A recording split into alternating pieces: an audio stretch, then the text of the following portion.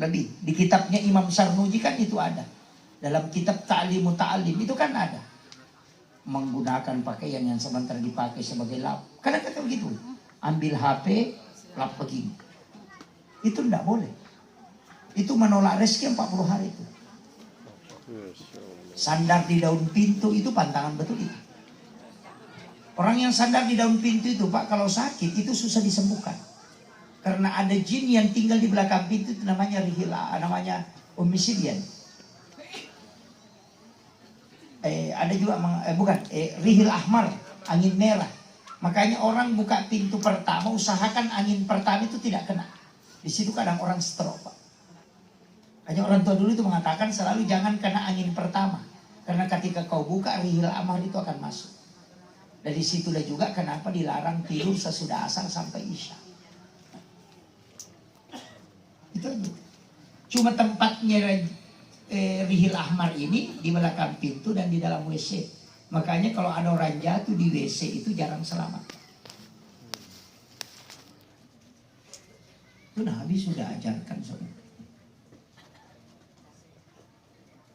Kadang kita tidak anukan. Istilahnya itu kan doa. Allahumma inni a'udzubika minar rihil ahmari wad damil aswadi wad da'il akbar. Supaya kita tidak kena stroke.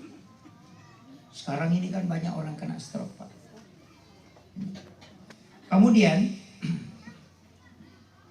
itu tentang doa. Makanya pantangan-pantangan itu jangan lakukan. Makanya perempuan itu banyak melanggar Pak. Menyapu di malam hari itu tidak boleh. Sama kalau kita masuk rumah kan, Assalamualaikum warahmatullahi wabarakatuh. Assalamualaikum ayuhan nabi warahmatullahi wabarakatuh. Assalamualaikum wa ala ibadillahi sholihin. Baru baca surah Al-Ikhlas 3 kali. Supaya tetangga kita itu tidak ada yang ekonominya susah. Orang yang baca itu kalau masuk ke dalam rumahnya, jin itu diusir keluar. Cuma saya selalu kasih tahu, jangan potong kuku di dalam kamar. Itu kan biasa orang potong kuku di dalam kamar, itu pantangan betul itu. Karena jin kuku itu kan panas. Makanya kalau kita potong kuku, jinnya itu tinggal, kukunya lepas. Dari situ kadang orang tidak bisa tidur di tempat tidur. Paling di situ panas, padahal AC-nya jalan. Nanti di luar baru nyaman. Itu karena jin kuku. Makanya ulama dalam tasawuf itu selalu mengajarkan sebelum memotong kuku berwudu. Nanti selesai berwudu baru potong kuku. Supaya jinnya itu lepas. Cuma kadang kita terbalik. Potong kuku dulu baru berwudu.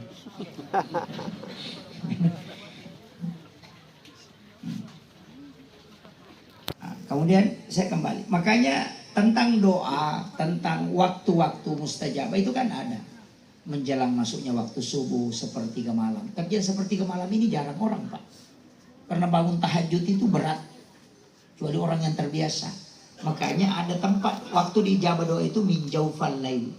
Jaufal lail itu sebenarnya ketika tertidur di tengah malam kemudian bangun. Tidak ada yang membangunkan kita, tapi kita bangun. Tidak usah salat, langsung berdoa. Itu dibangunkan, memang disuruh memohon. Itu min jaufal lail namanya. Kadang kita bangun, kenapa lagi bangun tengah malam ini masih lama, tidur lagi. Itu padahal sudah dikasih kesempatan bermunajat khusus. Tidak usah bangun ambil air wudhu, cukup di tempat tidur itu kita berdoa. Kayak kucing. Kalau tidak pakai itu, kucing. Kucing itu Pak luar biasa. Ketika kita buka pintu, dia jalan pas di garis pintu itu palang pintu, dia tidak keluar. Itu kan pintu begini, dia tinggal di sini. Kemudian dia singgah duduk. Kemudian dia menjilat kaki depannya, baru dia usapkan ke mukanya. Oh, itu tempat mustajabah sekali. Ketika melihat kucing seperti itu langsung minta. Allah akan kabulkan itu. Tapi kalau berdoa untuk dunia jangan tutup mata. Minta harta, minta kekayaan, minta kesuksesan, jangan tutup mata. Supaya Allah memperlihatkan engkau sebelum kau mati. Tapi kalau untuk akhirat itu bisa menutup mata. Itu dalam ilmu hikmah. Kadang kita akan berdoa itu menutup mata. Sebenarnya khusyuk. Kalau minta dunia jangan tutup mata. Bukan. Tapi kalau untuk akhirat silahkan tutup mata, tidak masalah. Saya dulu itu kalau berdoa sering tutup mata. Nanti dapat, ternyata ini yang... Makanya sholat itu Nabi melarang kita menutup mata ketika sholat.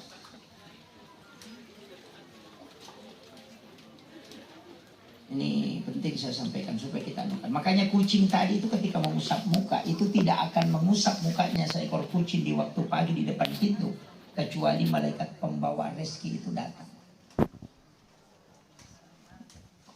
Biasa kita dapati, Pak. Cuma kadang kita tidak memanfaatkan, bilang mengganggu saja ini. Gitu. Bilang, wah kalau itu Pak Ustaz susah. Masih ada. Pada saat engkau melakukan hubungan suami istri. Oh ini ilmu orang ada keluarganya. Kalau anak muda tidak dipakai. Ini bukan ilmu anak muda ini. Seakan ketika Allah berikan kenikmatan, di situ tembus juga itu. Yang itu nak kada angin loko di batu menyamang. Itu yang banyak orang tidak. Itu ilmunya orang itu dulu. Itu kan hadis qudsi. Ingerang di waktu menyamamu, ingerako di waktu masusah. Itu. Jadi sebenarnya itu luar biasa itu Pak kalau bisa kita manfaatkan itu. Kalau masih tidak bisa di situ, suruh istri atau ibu berdoa. Karena istri itu 3 kali lebih cepat doanya mustajabah dibanding suami. Saya itu terus terang Pak Bu, jarang berdoa untuk diri saya. Untuk itu saya serahkan ke istri. Titip ke istri, karena itu doanya mustajabah. Pejabat yang hebat itu Pak, bukan dia. Pasti orang hebat itu yang ada di sampingnya, itu istri. Siapa pimpinan kita yang kita anggap hebat? Kita mengatakan Soeharto orang hebat, ketika Ibu Tin wafat, dia jatuh. Habibie ketika Ibu Ainun wafat, selesai dia. Susilo Bambang Yudhoyono yang masih hidup sampai hari ini. Karena Ibu Ani wafat, habis dia. Tidak bisa bangkit. Siapa yang tidak mengakui kehebatannya? Jokowi itu orang hebat. Tapi seandainya istrinya itu tidak ada di sisinya, sudah habis dia. Betul. Orang hebat itu bupati kita begitu semua. Wali kota itu pasti. Makanya itu kita selalu mengatakan konsensus di kalangan ulama. Bahwa siapa yang paling tinggi kasih sayangnya kepada istrinya, cintanya, maka pasti hidupnya berkah. Kayaknya kuncinya di situ, Pak. Orang yang paling tinggi kasih sayangnya itu. Jadikan istrimu sebagai ratu, maka engkau akan dimudahkan oleh Allah segalanya. Ya, makanya kiai itu banyak takut sama istrinya. Bukan sebenarnya takut sama istrinya, tapi dia takut kepada murka Allah. Iya. Makanya kalau lebih itu kuncinya, pejabat-pejabat itu kasih istri supaya dia berdoa. Titip ke dia. Hanya ibu-ibu harus paham, tapi jangan ditafsirkan lain ya. Makanya kalau doanya banyak, ya kasih banyak istrinya supaya itu jadi masalah juga itu. Nanti ibu-ibu protes. Hanya ibu-ibu. Bapak-bapak tidak usah tambah istri. Saat itu cukup sudah disyukuri Pak. Insya Allah. Kalau dapat 1 istri syukurilah. Karena orang yang bersyukur itu Allah akan tambahkan nikmat. Ya, syukuri. Saya itu agak beda dengan beberapa ustaz ketika mengatakan fankihu ma taba lakum minan nisa'i masna wa thulatsa wa ruba'. Fa in khiftum alla ta'dilu fawahidah. Ayat ini